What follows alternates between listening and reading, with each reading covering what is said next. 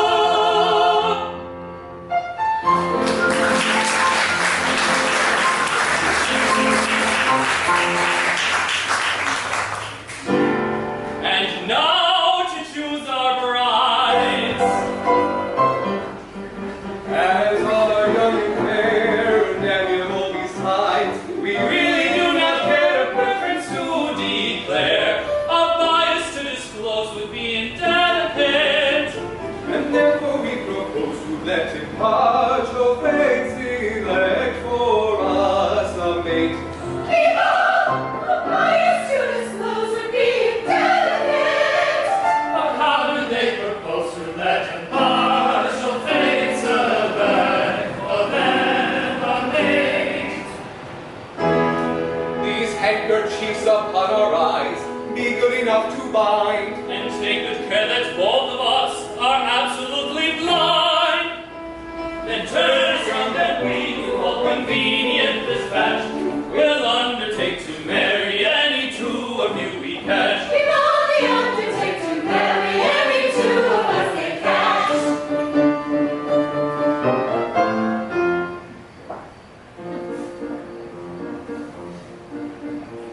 Are you peeping? Can you see me? Dark and peeping, dark and dreamy. If you're blinded, truly say so. All right-minded,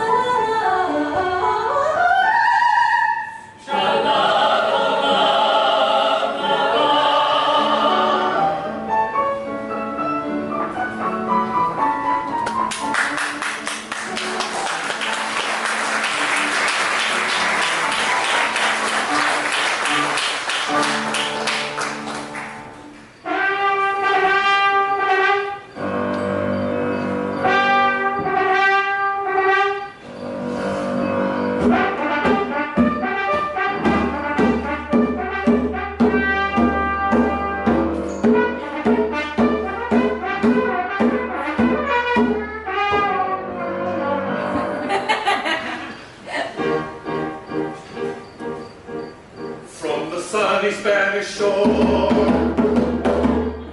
Duke of Plazator. And his grace's Duchess true,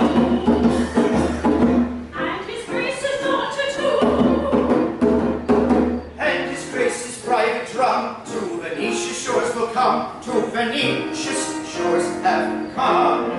and if ever looking back to Spain, we will never see again. We will never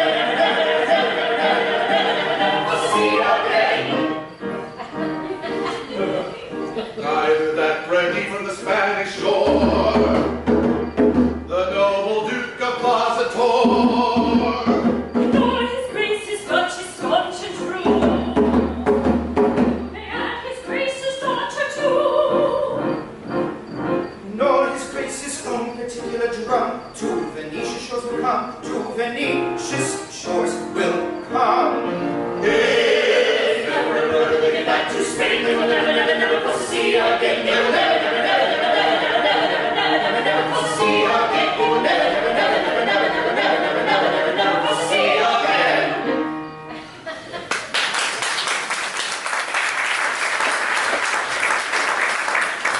At last we have arrived at our destination. This is the Ducal Palace, and it is here that the Grand Inquisitor resides.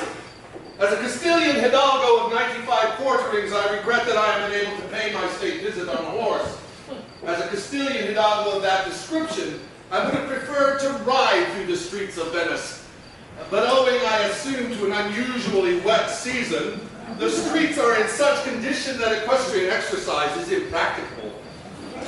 No matter, where is our suite? Oh, your grace, I'm here. Why do you not do yourself the honor to kneel when you address his grace? Oh, my love, it is such a small thing. Still, you might as well do it. The young man seems to appreciate but an imperfect notion that there's no respect from a menial to a Castilian hidalgo. My child, you are hard upon our suite. Papa, I've no patience for the presumption of plebeian persons in his position. If he does not appreciate that position, let him be whipped until he dies. My child, let us assume that the slight was not intended as disrespect. I should be much hurt if it was. So would he. And now, where are the halberdiers who were to have had the honor of escorting us that our visit to the Grand Inquisitor might be made in becoming state?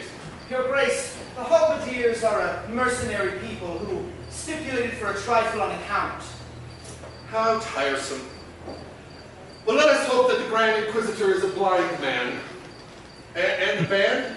The band who were to have had the honor of accompanying us, I see no band. Your grace, the band are sordid persons who require to be paid in advance. That's so like a band.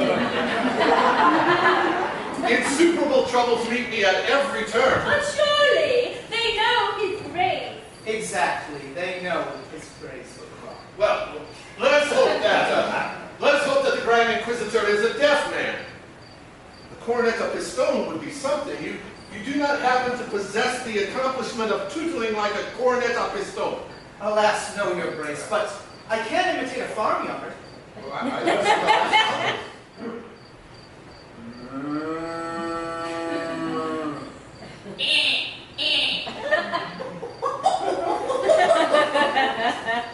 No, I don't see how we could bring it in. It would not help us in the least. We are not a parcel of graziers come to market, dolt.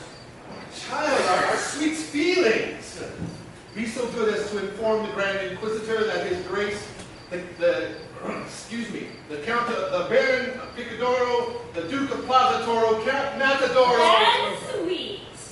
and sweet, have arrived and request, Desire. demand an audience. Your grace has too much command. I felt sure. I felt sure of it. And now, my child, should we tell her? Oh, I think so. And now, my child, prepare for a magnificent surprise. It is my agreeable duty to inform you of a secret that should make you the happiest young lady in all of Venice. A secret. A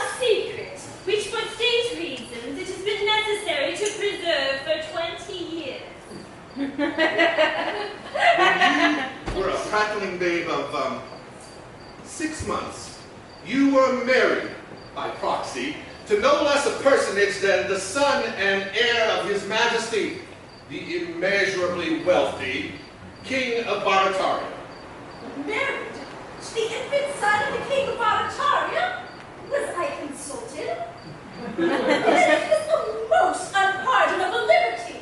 Well, consider his extreme youth and forgive him.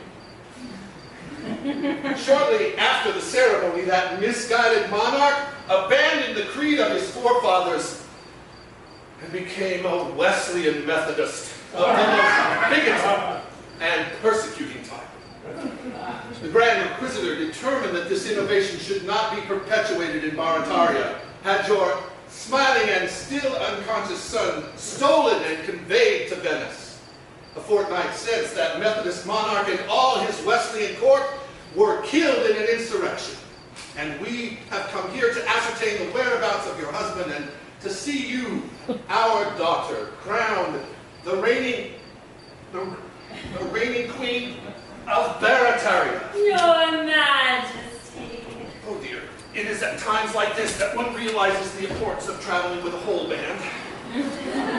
I, the Queen of Barataria, but I've nothing to wear. We are practically penniless. Well, that situation has not escaped me.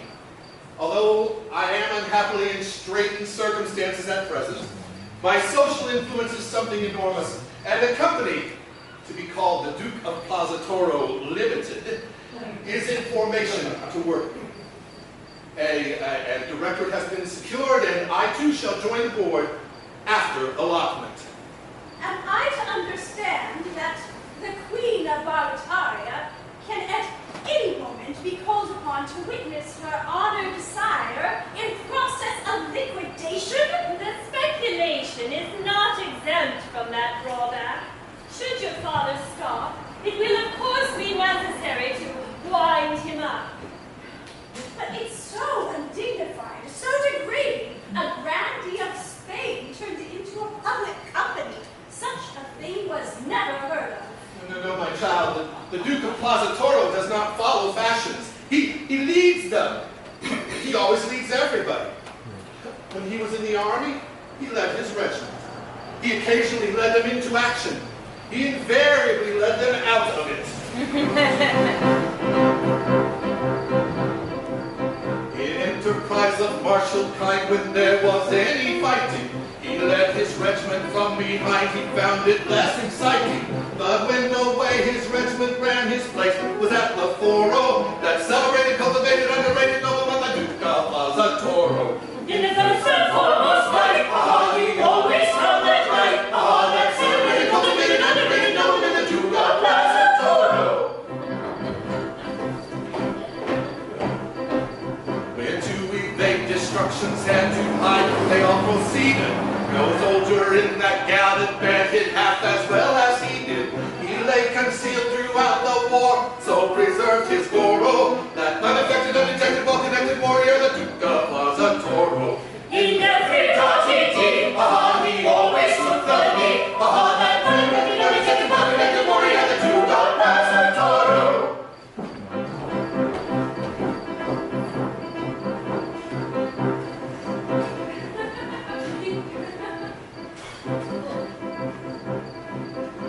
That they would all be shot unless they left the service. That hero hesitated, not so marvelous his nervous. He sent his resignation in, the first of all his Coro, that very knowing, overflowing, easygoing paladin, the Duke of Plaza Toro. To red Professor Clay, he always showed the way. That very knowing, overflowing, easygoing paladin, the Duke of Plaza Toro. That very knowing, overflowing, easygoing paladin, the Duke of Plaza Toro.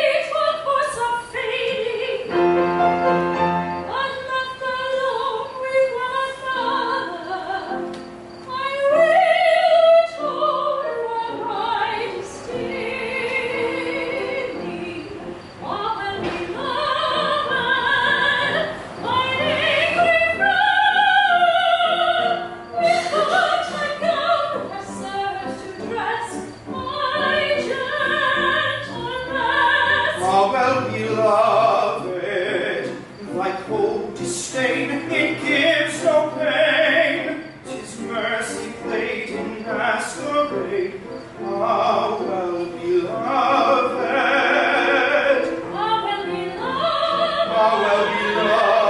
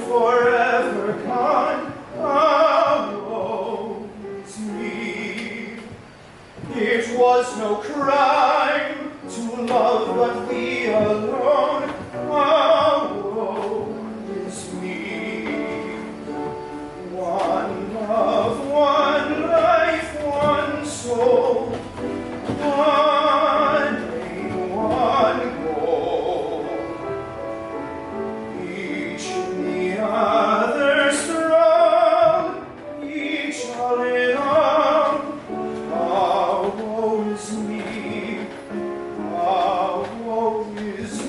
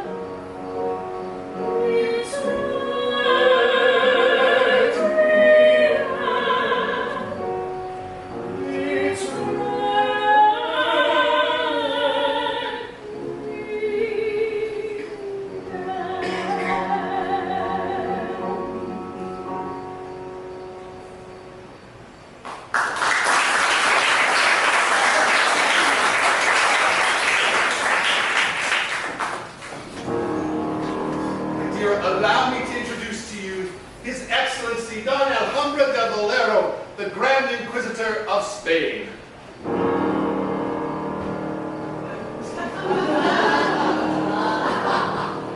It was His Excellency who so wisely had your husband brought here to Venice. So this is the little lady we so unexpectedly called upon to assume the functions of royalty. Oh, it's a very nice little lady, too. Right. Jim, isn't she? Oh, distinctly, Jim. Oh, allow me. See, Temper. But you must make allowances. Her Majesty's head is turned by access of her dignity. Yes, I wish Her Majesty's access of dignity were turned in this direction. Unfortunately, if I am not mistaken, there appears to be some little doubt as to His Majesty's whereabouts. A doubt as to his whereabouts?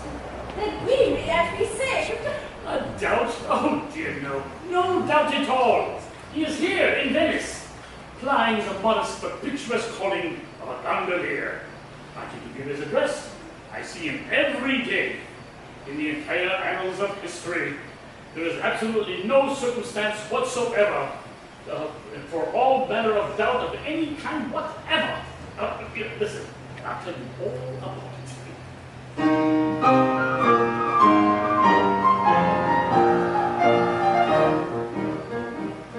I stole the prince and I brought him here and left him gaily prattling with a highly respectable gondolier who promised a royal babe to rear and teach him the trade of a time more near with his own beloved prattling. Both of the babes were strong and stout, and considering all things clever, of that there is no manner of doubt, no probable possible shadow of doubt, no possible doubt whatever. No possible doubt whatever. Only I'm much disposed to fear to his terrible taste for tippling. The highly respectable gondolier could never declare with a mind sincere which of the two was his offspring dear, and which the royal stripling. Which he could never make out, despite his best endeavor. Of that there is no manner of doubt, no probable possible shadow of doubt, no possible doubt whatever. No possible doubt whatever. As then and when at the end of the year I sought that infant cherished, that highly respectable gondolier was lying a corpse on his humble bier. I dropped the Grand Inquisitor's tear, that gondolier had perished. A tasteful drink combined with gout had doubled him up forever. Of that there is no manner of doubt, no probable possible shadow of doubt, no possible doubt whatever. No possible doubt whatever. His children followed his old career, that statement can't be parried. For a highly respectable gondolier, well, one of the two will soon be here. But which of the two it is not quite clear is the royal prince you married. Search in and out and round about, and you'll discover never a tale so free of every doubt, or possible shadow of doubt, or possible doubt whatever. A tale so free of every doubt, no probable possible shadow of doubt, no possible doubt whatever.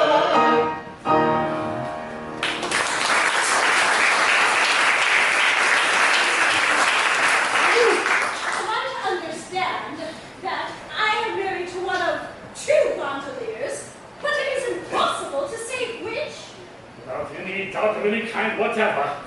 But be reassured, for the nurse who was entrusted to your husband is the mother of that musical young man who is such a past master of a delicately modulated instrument. She can, no doubt, establish the king's identity beyond all question. How do we know that? My dear friend, the Grand Inquisitor is always up to date. Now, his mother is at present the wife of a highly respectable and well-established brigand who carries out an extensive practice in the mountains around Cordoba.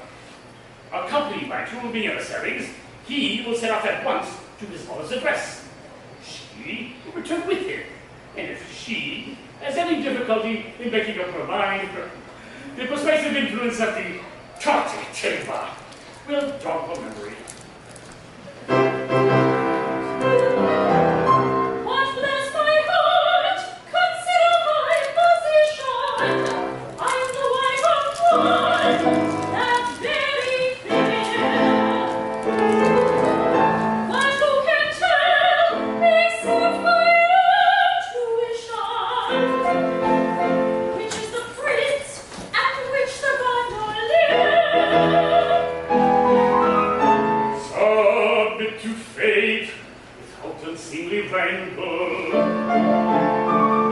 Such complications frequently occur. Life is one closely complicated tangle. Death is the only true unraveler.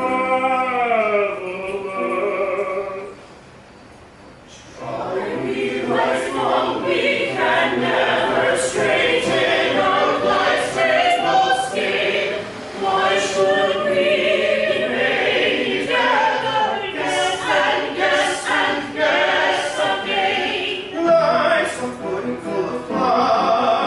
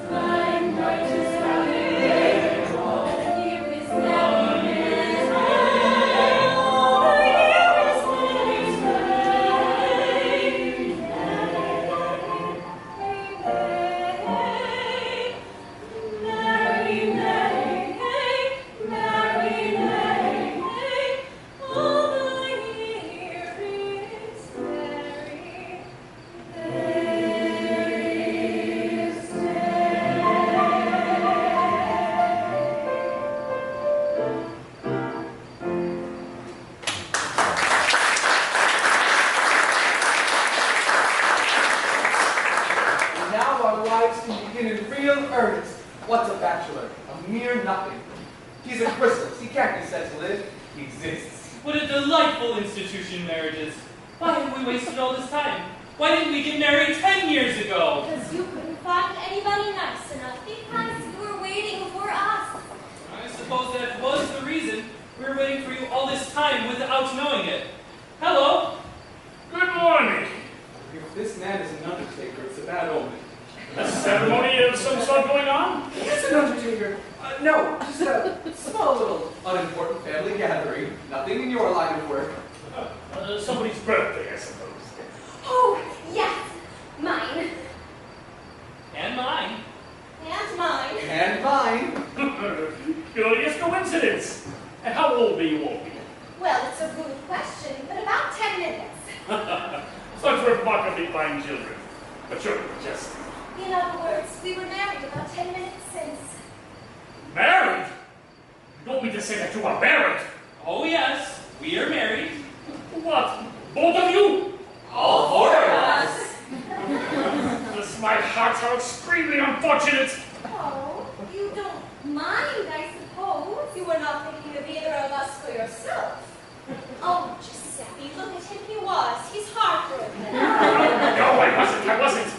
Now, my man, we don't have any need for anything in your line of work today. So, if your curiosity is satisfied, you can go.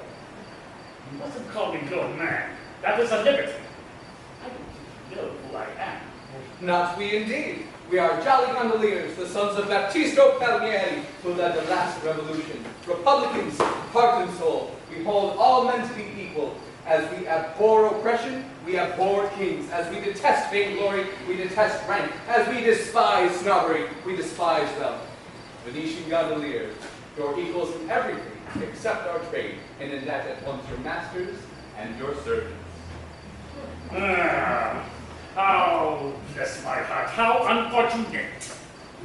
One of you may be Baptisto's son, for if anything I know to the contrary, but the other is no less a personage than the only son of the late King of Barataria. What? And I trust it was the one who slapped me on the back and called me his man. Not brothers. But which is it? Oh, what does it matter? As we're both Republicans, and we have a detestation toward kings, oh, don't have the kid at once, huh? Good morning. Oh, no, don't do that. As to that, there are kings and there are kings, and when I say I detest kings, I mean I detest bad kings. Oh, I see. It's a delicate distinction. Quite so. Now, I can conceive a kind of king, an ideal king, who would be the creature of my fancy and be so unobjectionable, like, for example, he would abolish taxes and make everything cheap except gondolas. And give a great many free entertainments to the gondoliers. And set up fireworks above the canal. And scramble money into the Rialto amongst the gondoliers. Such a king would be a blessing to his people. And if I were king, that is the sort of king that I would be. And so would I. Good. I'm glad to see that your objections are not insuperable. Oh, they're not insuperable. No, they're not insuperable. Besides, we're open to conviction. Oh, yes, they are open to conviction. Oh, they've often been convicted. Our views may have been hastily formed on insufficient grounds. They may be ill-digested, erroneous. I have a bad idea of a politician who's not open to conviction. Oh, he's a fine fellow.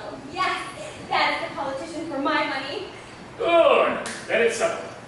Now, as the country is in a state of insurrection, it is absolutely necessary for you to gain the reins of government at once. And until it's ascertained which of you is to be king, I have arranged for you to both reign jointly, so there can be little doubt of any question of the validity of your acts. As one individual? As one individual. Like this? Yeah, something like this. And we may bring our friends with us and give them places amongst the court? Undoubtedly, that's always done. Well, I'm convinced. So am I. Then the sooner we're off, the better. We'll just go home and pack a few things. No, wait. That won't do at all. Ladies are not admitted. What? Not admitted. Well, not at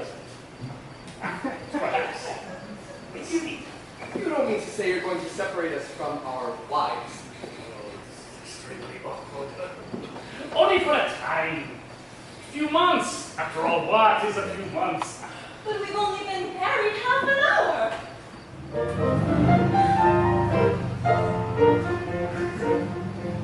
And so you cannot have a heart or life to part with those to whom an hour ago we were united.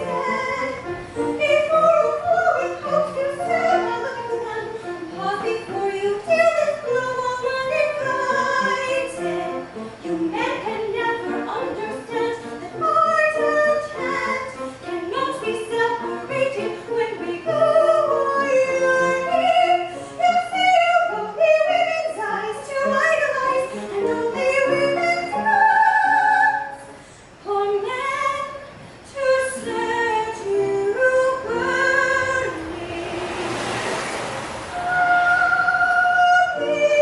You men will never understand that woman's love is one with woman's hand.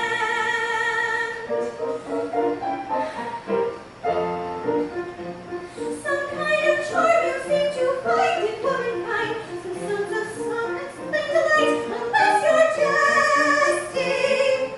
But what attracts you, I confess I cannot guess. To me, a woman's face is quite uninteresting. If from my sister I were torn, it could be borne. I should no doubt be horrified, but I could bear it.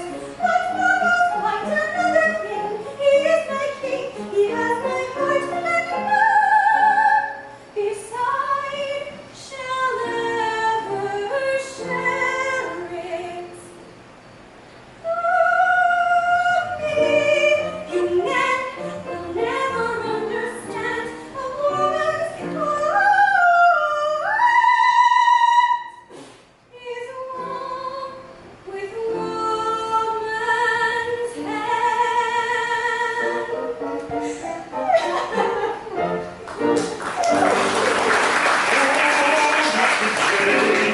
One more for grief. Your separation will be very brief. To ascertain which is drifting and which is the other. To Valentinius court I bring his foster mother. Her formalously to declare she'll be delighted. That's settled. Let each happy reunited. Viva! His argument is strong. Viva! Will not be wanted long. Viva! It will be settled soon. Viva! Then comes our honeymoon. Viva! Viva! Viva!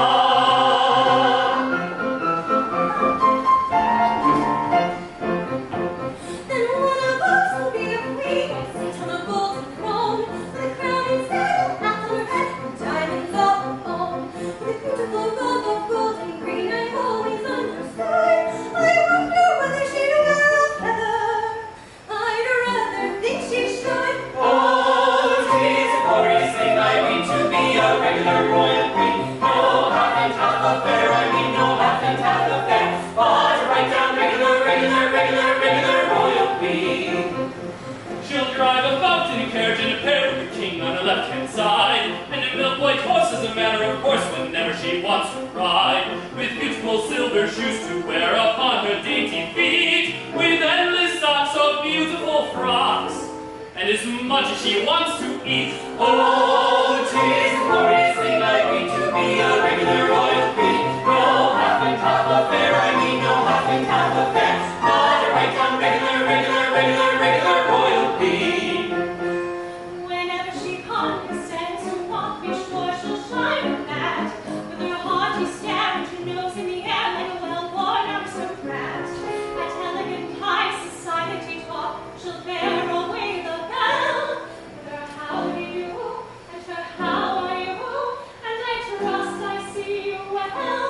Oh, 'tis a glorious thing I mean to be a regular royal queen. No half and half affair, I mean no half and half affair, but a right down regular royal queen. And noble lords will scrape bow and double themselves in two, and open their eyes and rise her prize, and whom she like to do. And everybody will roundly bow. She's fair as flowers in May. And say how clever, and whatsoever she condescends to say. Oh, 'tis glorious thing I mean to be a regular royal queen. No half and half affair, I mean no half and half affair. But right down regular royal queen. Oh, 'tis a glorious thing I mean to be a regular royal queen. A right down regular royal queen.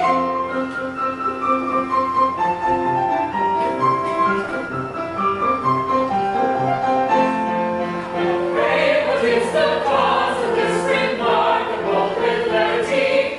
Sudden emulation of unmitigated jollity. Has anybody blessed you with a sample of this charity? Or have you been adopted by a gentleman of quality?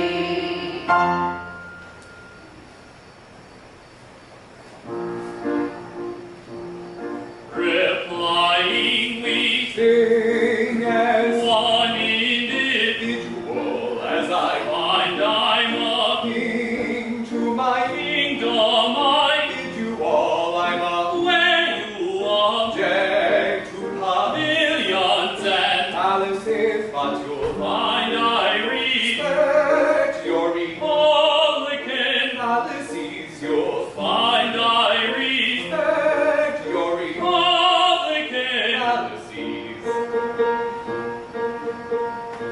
As they know we object to pavilions and palaces, how can they respect our Republican fallacies?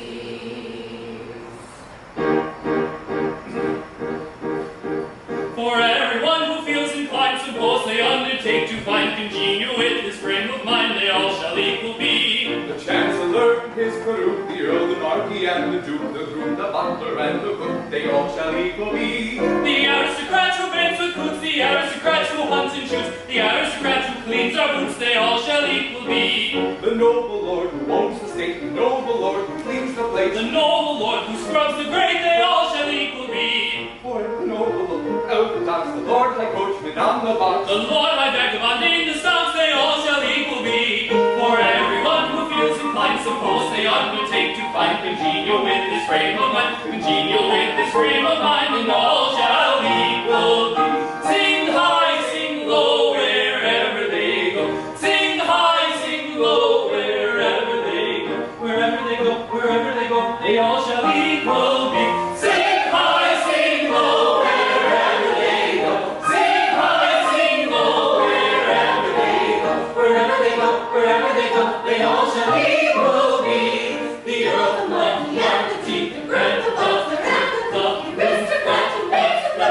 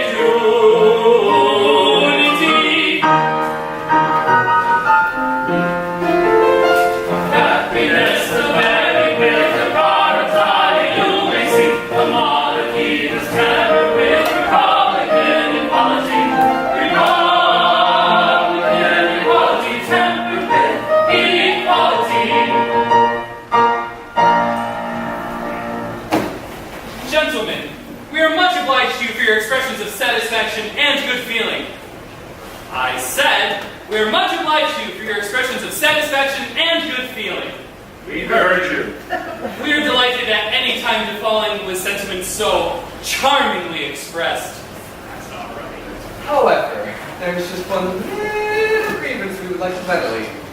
What? Don't be alarmed, it's not serious. Well, as you know, it has been decided that until it can be determined which of us two is the actual king, that we are to act as one person. Exactly. And while we act as one person, we are in fact two persons. I don't think we can go into that. It is a legal fiction, and legal fictions are very solemn things. Situated as we are, we can't recognize two independent responsibilities. Yes, but you can recognize two independent appetites. It's all very well to say that we act as one person, but when you supply us with only one ration between us, well, I should describe that as legal fiction carried a little too far. It is rather a nice point. I don't like to venture an opinion offhand. Perhaps we should reserve it for argument before the full court. Yes, but what are we to do in the meantime? We want our tea. I suppose we might make an interim order for double rations on their Majesty's expectation to indemnify in the case of an adverse decision. That, I think, will make the case. But you must work hard at it. Stick with it. Work hard. Certainly, we quite understand that a person who calls himself Your Majesty should do something to justify it. We are called Your Majesty.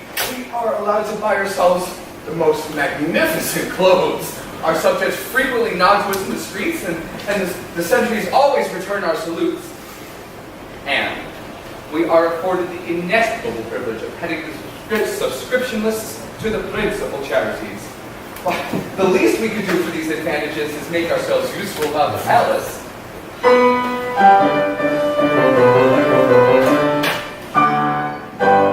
Rising early in the morning, we proceed to light the fire. When our Majesty adorning in its work-a-day attire, we embark without delay on the duties of the day.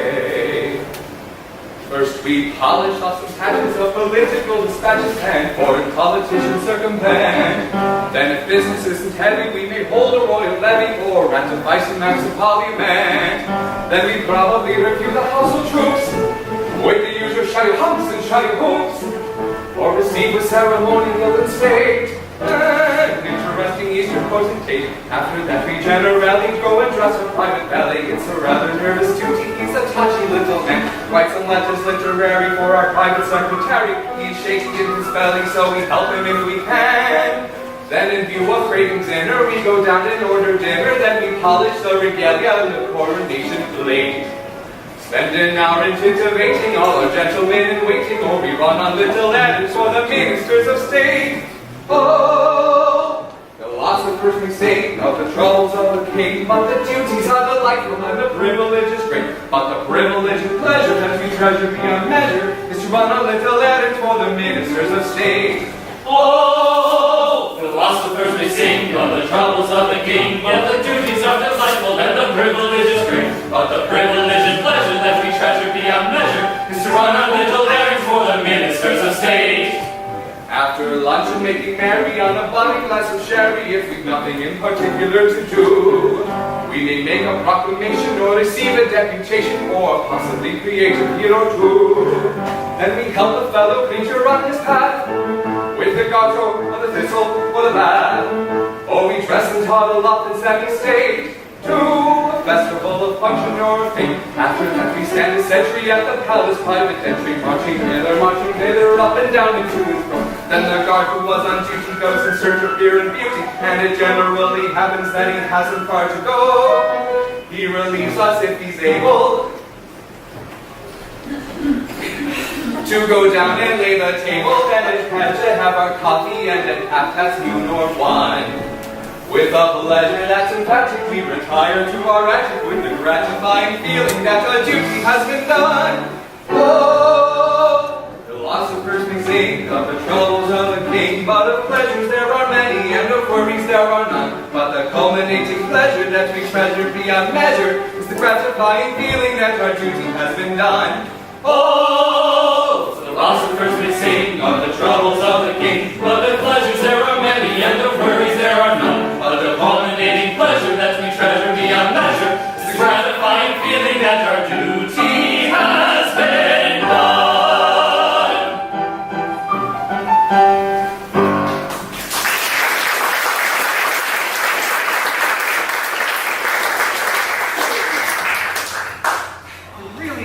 Pleasant existence. They're all so singularly kind. You don't find them wanting to do this or wanting to do that or saying, it's my turn now. They seem to let us have all the fun to ourselves and never grudge it. It makes one feel quite selfish. It's almost as if we're taking advantage of their good nature. How nice they were about those double rations. Most considerate. There's only one thing left wanting to make us thoroughly comfortable. What's that? The dear little wife we left behind 3 months ago. It is dull without female society. We can do without everything else, but we can't do without that. And if we have that in perfection, we have everything. There's only one recipe for perfect happiness.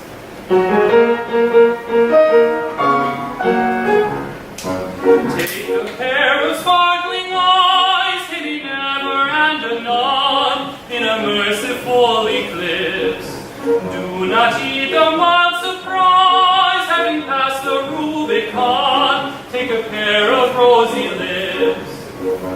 Take a figure trimly planned, such as admiration glance. Be particular in this. Take a tender little hand, fruit with dainty fingerets. Press it in parentheses.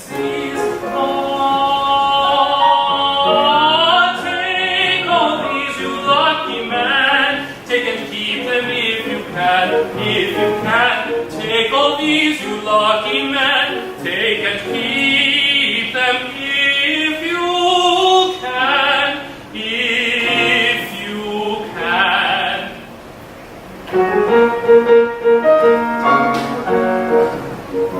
Take a pretty little cot, such a miniature affair, hung about with trellis fine.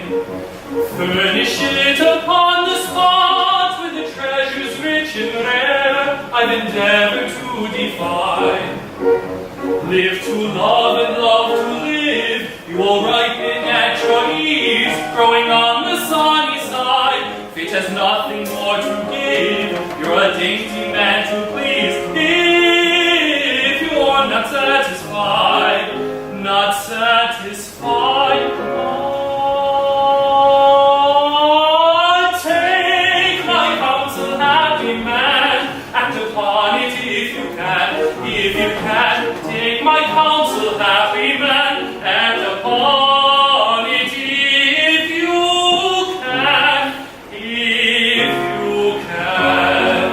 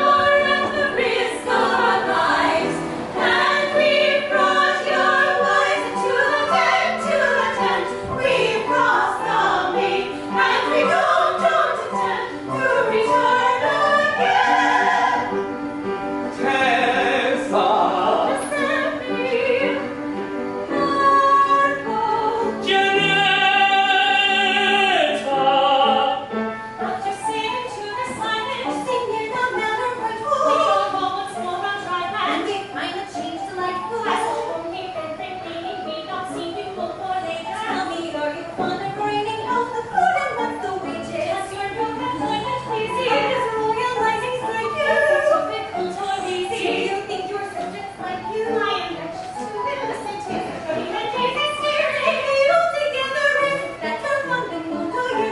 We shall both go on requesting till you tell us never doubt it. Everything is interesting, tell us all about it.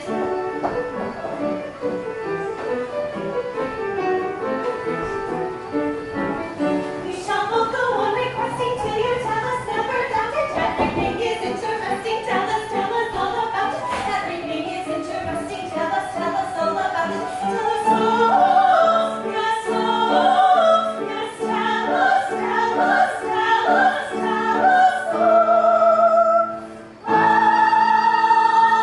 This is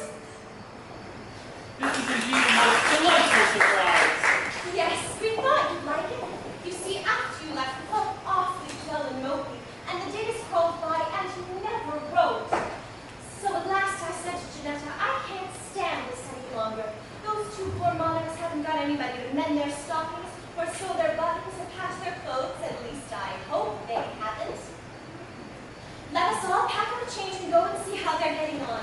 And she said done, and we all said done. And we asked old Jacopo to lend us his boat, and he said done. And we crossed the sea, and thank goodness that's done. And here we are, and I've done. So, which one of you is king, and which of us is queen? That we shan't know until nurse gets here. But the real question is, how are we going to celebrate the commencement of our honeymoon? Ladies, will you allow us to prepare you a magnificent banquet? We will! Oh, and ladies, what do you say to a dance? A banquet and a dance. Oh, it's too much happiness.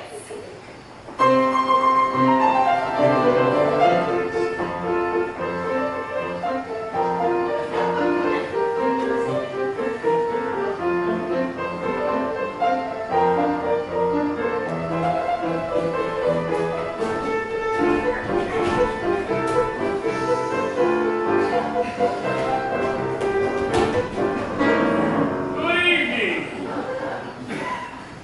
Fancy ball? No, just a friendly little dance. Sorry you're late. But I saw a groom dancing and a footman. Yes, that is the Lord High Footman. Dear me, come a little drummer boy? That's the Lord High Drummer Boy. But surely the service hall is the place for these gentry. Well, of course not. We've appropriated Servants' Hall. It's the royal apartment, and accessible only by tickets obtainable from the Lord High Chamberlain's office. We surely must have a place that we could call all our own. I'm afraid I'm not quite equal to the intellectual pressure of this conversation. You see, the monarchy has been remodeled on Republican principles. What? Well, every department is equal, and every man is at the head of his department. I see. I'm afraid you're annoyed. Oh, I wouldn't say that. It's just not quite what I expected. I'm very sorry. So am I. By the by, can I offer you anything after your long voyage? Play with macaroni and a rusk? No, nothing. Obliged to be careful. Yes, count. Gentlemen, you see, in every court there are distinctions that must be observed. There are. Of course. I mean, for instance, you wouldn't have a Lord High Chancellor play leapfrog with his own cook. Why not? Why not? Because a Lord High Chancellor is a personage of great dignity who must never, under any circumstance, place himself in a position to be told to tuck in his tuppeny unless by noblemen of his own rank. Well, say Lord High Archbishop, for instance, might tell the Lord High Chancellor to tuck in his tuppeny, but certainly not a cook, gentlemen. Certainly not a cook. Not even a Lord High Cook. I'm afraid that is not a rank that is recognized by the Lord Chamberlain's office. No, it just won't do. Yeah, let me give you an example of how this experiment was tried.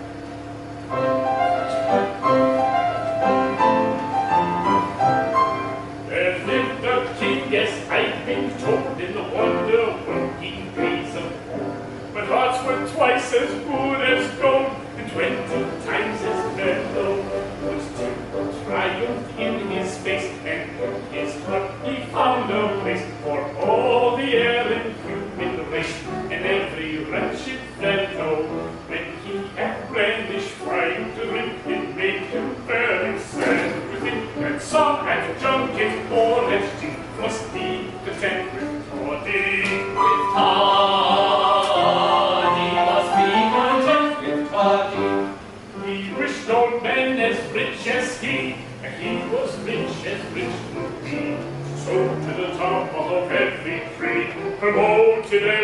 everybody. Now that's the kind of king for me. He wished on men as rich as he. So to the top of every tree promoted everybody. Lord Chancellors were chief as sprats, and bishops in their chapel hats were plentiful as tabby cats, and full of thanks to many. Ambassadors propped up like and prime ministers and such as they like asparagus in May, and dukes were 3 a penny. On every side field marshals gleam, on beer were lords lieutenant dean, with admirals the ocean team, all bound his wide dominions. With admirals all round his wide dominions. And party leaders who might meet in 2s and 3s on every street, maintaining with no little heat their various opinions. Now that's the sight you couldn't beat. 2 party leaders in each street, maintaining with no little heat their various opinions. At the king of one denies his heart was of abnormal size. If he had acted otherwise, if he had been a tutor, the end is easily foretold when every blessed thing you hold is made of silver or of gold. You long for simple pewter when you have nothing else to wear but cloth of gold and satins rare. For cloth of gold you cease to care. Up goes the price of shoddy. Of shoddy, up goes the price of shoddy. Wherever you may be, to this conclusion you'll agree. When everyone is somebody, and no one's anybody. Now that's as plain could be. To this conclusion we agree. When everyone is somebody, and no one's anybody.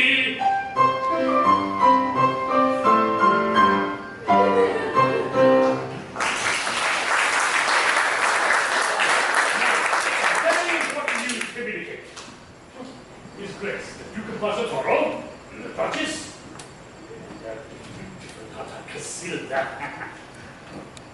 I say, the beautiful daughter Casilda We heard you. is arriving and have arrived here about a time, and they be here at any moment. The Duke and Duchess are nothing to us. Well, their daughter, their beautiful daughter. Oh, you're a lucky dog, one of you. I think you're a very incomprehensible old gentleman. Oh, not a bit. Here, I'll explain. Many years ago, when you, whichever you are, were a baby, whichever you are, were married to a little girl who is now grown up to be the most beautiful young lady in Spain. That beautiful young lady will be here to claim you, whichever you are, in half an hour. And I congratulate that one, whichever it is, with all my heart. Married?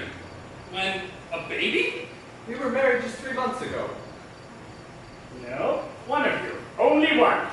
The other is an unintentional bigamist. Well, upon my word. Whoa, who are these young people? Who are we? Why, they're wives, of course. We've just arrived. Oh, bless my heart, their wives. Bless my heart, this complicates matters. Oh, dear, what will Her Majesty say? Do you mean to say that one of these 2 monarchs was already married and that neither of us will be a queen? That was the idea I intended to convey, yes. Oh, Tessa, my dear, dear child. Thank you. My poor little woman. Don't! Who knows whose husband you are? And pray, why didn't you tell us all about it before they left Venice? Because if I had, then no earthly temptation would have induced these gentlemen to leave such truly fascinating, utterly irresistible ladies. There's something in that. Now, I may mention that will not be held long in suspense, as the old lady, who is the nurse to the royal child, is at present in the torture chamber, waiting for me to interview her. Oh, poor old girl. Don't you think you better go put her out of her suspense? There's no hurry. She's all right. She has all the illustrated papers. However, I'll go now and interrogate her. Oh, and by the way, may I suggest that it is absolute propriety that you regard yourselves as single young ladies? Good evening. Well, here's a pleasant state of things. How delightful. One of us is married to two young, beautiful ladies, but nobody knows which, and the other is married to one beautiful young lady to whom nobody can identify. One of us is married to one of you, and the other one is married to nobody. But which of you is married to which of us? And what's to become of the other? Quite simple. Observe. 2 husbands have acquired 3 wives. That's 3 wives, 2 husbands. That's 2/3 of a husband to each wife. Oh, Mount Vesuvius, here we are in arithmetic. My good sir, one cannot be expected to marry a vulgar fraction. You have no right to call me a vulgar fraction! I'm afraid we're getting rather mixed. Situations entangled. Let's try and comb it out.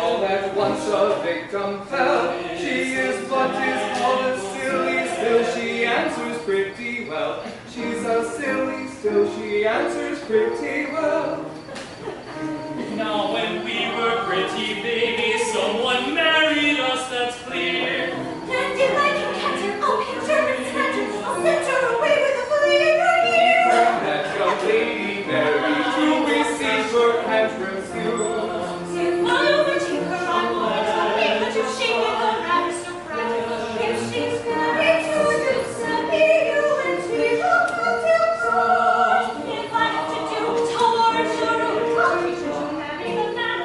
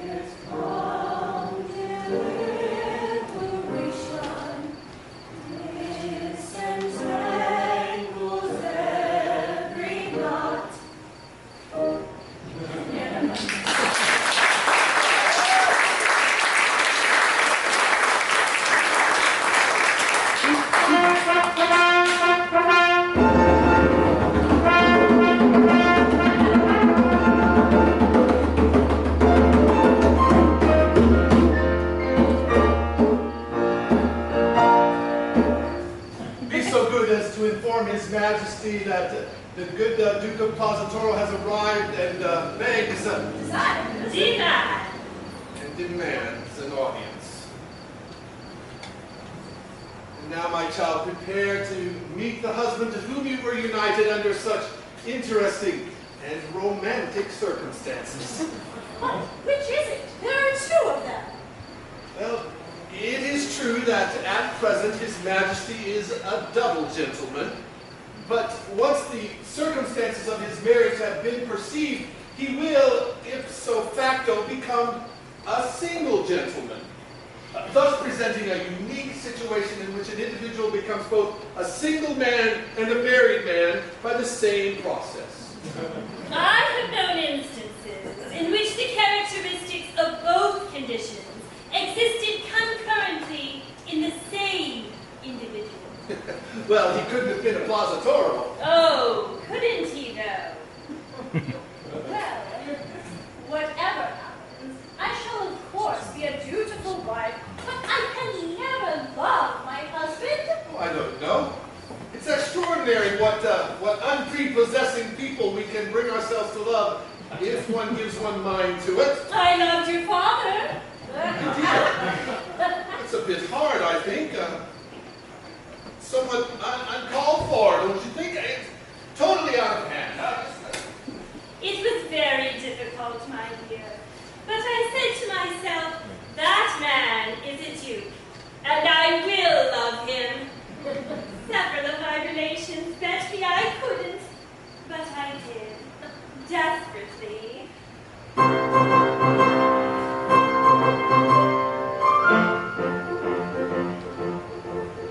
On the day when I was wedded to your admirable sire, I acknowledged that I dreaded an explosion of desire.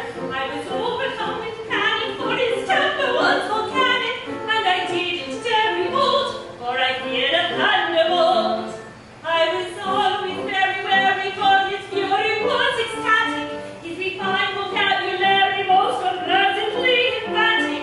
To the thunder of this tartar, I not thunder like a martyr.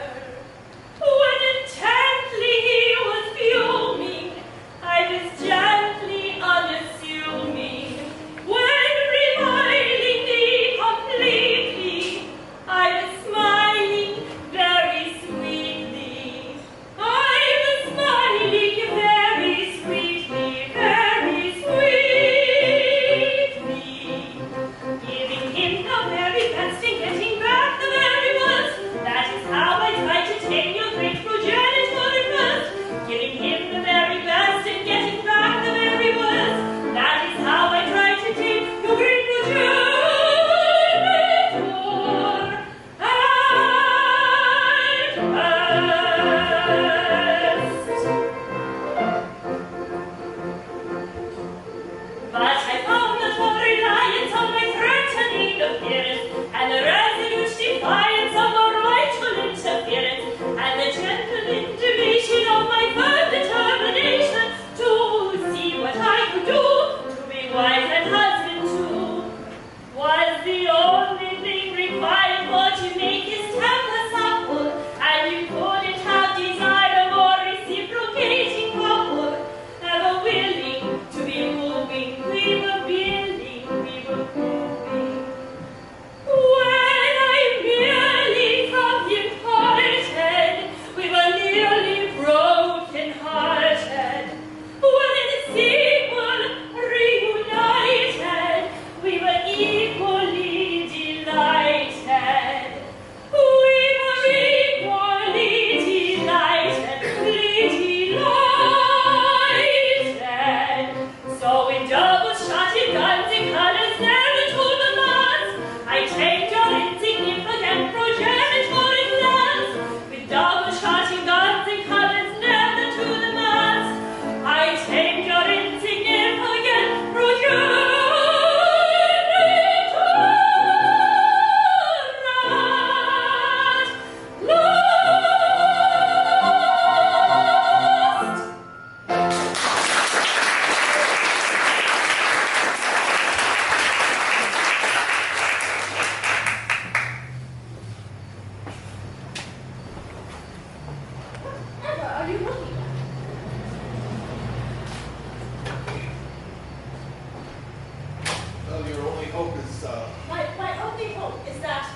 once my husband finds out how much of a shady family this is, he will repudiate the marriage contract altogether.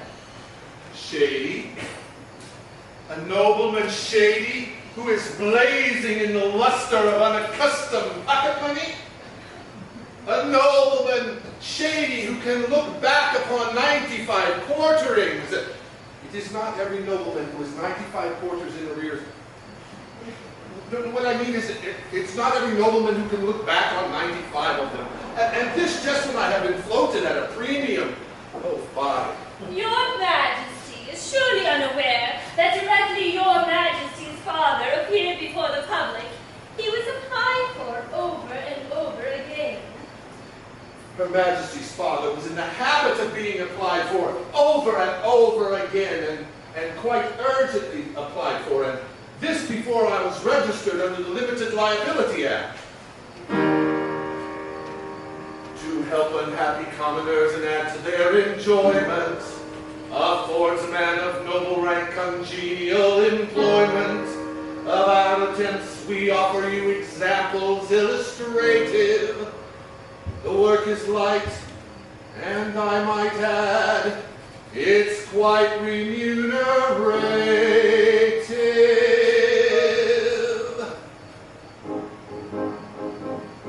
Small titles and orders for mayors and recorders I get, and they're highly delighted. They're highly delighted. MPs, baronets, and Champernal's Gazette, second-rate aldermen knighted. Yes, aldermen knighted. Foundation stone laying I find very paying. It adds a large sum to my making. Large sum to his making. At second-class dinners, the best of speech winners, I get 10% of the taking. 1/10 of the taking. I present to the lady whose conduct is shady, what's smacking of doubtful propriety. Doubtful propriety.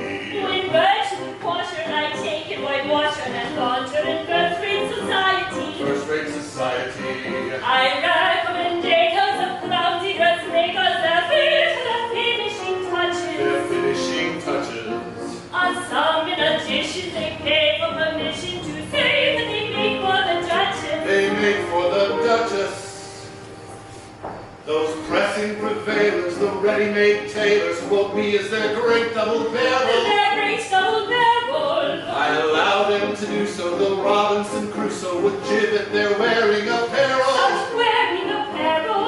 I sit by selection upon the direction of several companies' bubble. Our company's bubble. As soon as they're floated, I'm freely banknoted. I'm pretty well paid for my trouble. He's paid for his trouble. At middle class party, I play at écarté, and I'm by no means a beginner. She's not a beginner. To one of my stationary remunerations, I mean a light and my dinner. And wine with her dinner. I write that it's latent on medicine's patent and lose the author you mustn't. Believe me, you mustn't. And now my complexion derives its perfection from somebody's soap, which it doesn't. It certainly doesn't. We're ready as witness to anyone's fitness to fill any place or preferment. A place of preferment. We're often in waiting at junket or mating, and sometimes attend an interment. We enjoy an interment.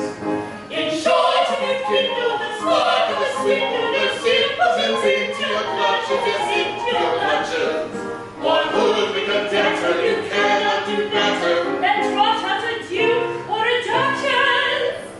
A duke or a duchess.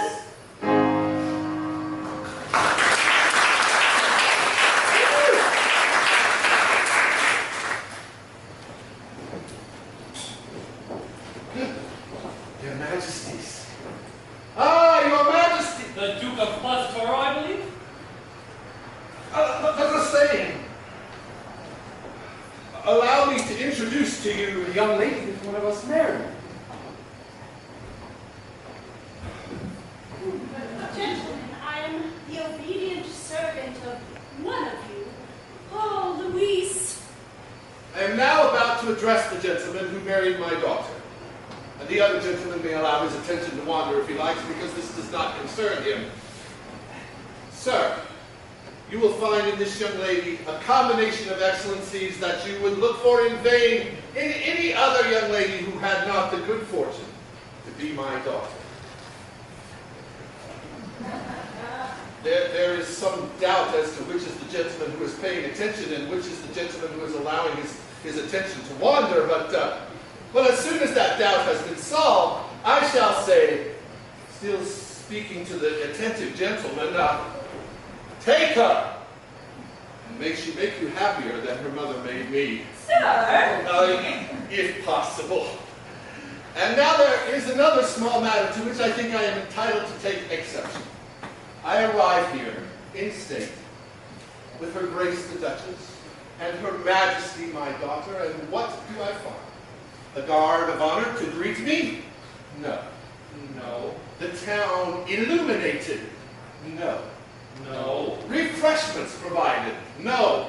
No. A royal salute fired? No. No. Triumphal arches erected? No. No. The bells set ringing? No. Well, yes. But it was the visitor's bell and I rang it myself. It is not enough.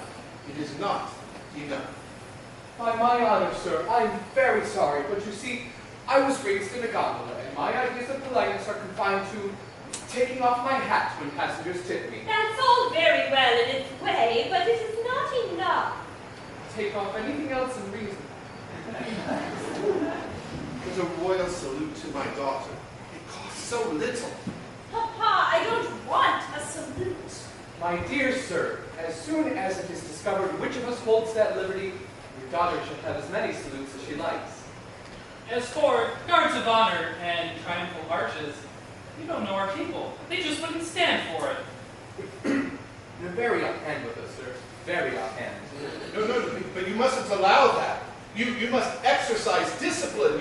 You must impress your court with your importance. You must have deportment, carriage. We've got a carriage. Manner, dignity. There must be a little bit of this. And certainly there must be some of this. And even once in a while, a soupçon of this. Oh, it's all very effective and most useful. Attend to me. You are a king. We are your subjects. Very good.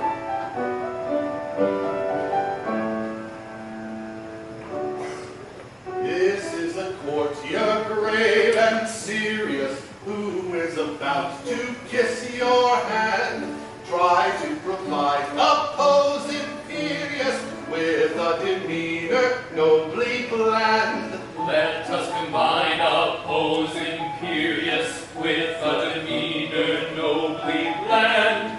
That's if anything too unbending, too aggressively stiff and grand. Now to the other extreme you're tending, don't be so deucedly condescending. Now to the other extreme you're tending, don't be so dreadfully condescending. Oh, hard to please some noblemen seem, at first if anything too unbending, off we go to the other extreme, too confoundedly condescending. Now while Gavotte performs sedately, offer your hand with conscious pride. Take an attitude not too stately, still sufficiently dignified. Now for an attitude not too stately, still sufficiently dignified. Oncely, twicely, bow impressively ere you glide. Capital both, you caught it nicely. That is the style of thing precisely. Capital both, you caught it nicely. That is the style of thing precisely. Oh, sweet to learn a nobleman's praise. Capital both, we caught it nicely. Supposing he's right in what he says, this is the style of thing precisely.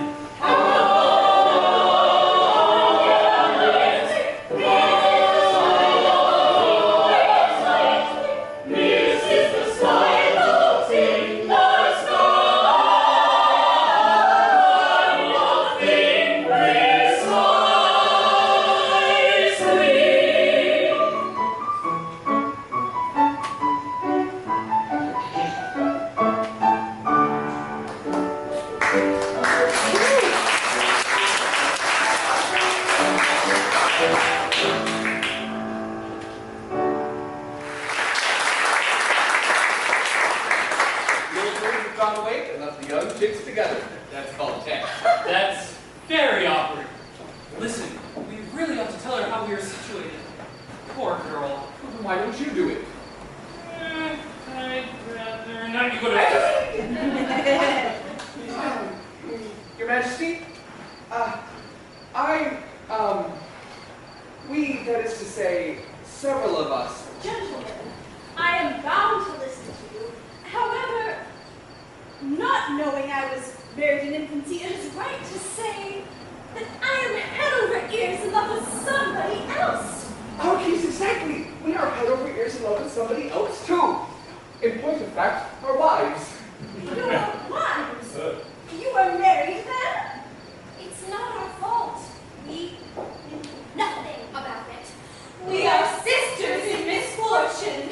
My good girls, I don't blame you. It's just before we go any further, we really should come to some satisfactory arrangement or we will become hopelessly complicated.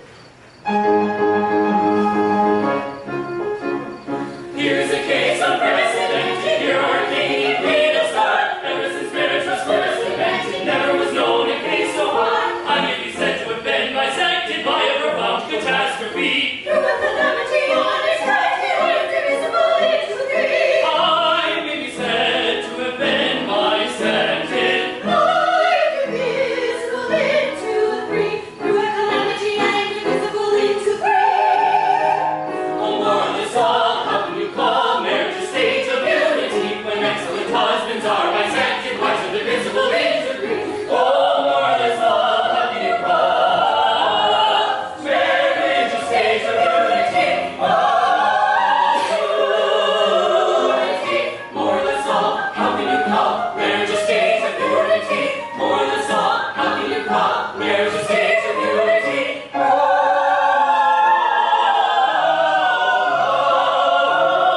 Marriage is state of union true, and that of myself that is married to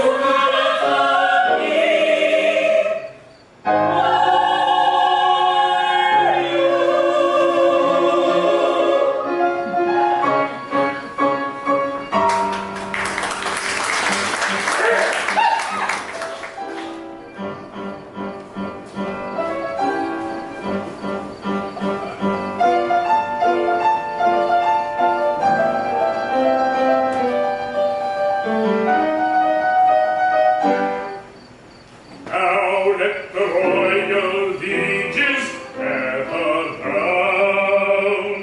The prince's foster mother has been found. She will be heir to silver clarion sun, the rightful king. Let him forthwith be crowned.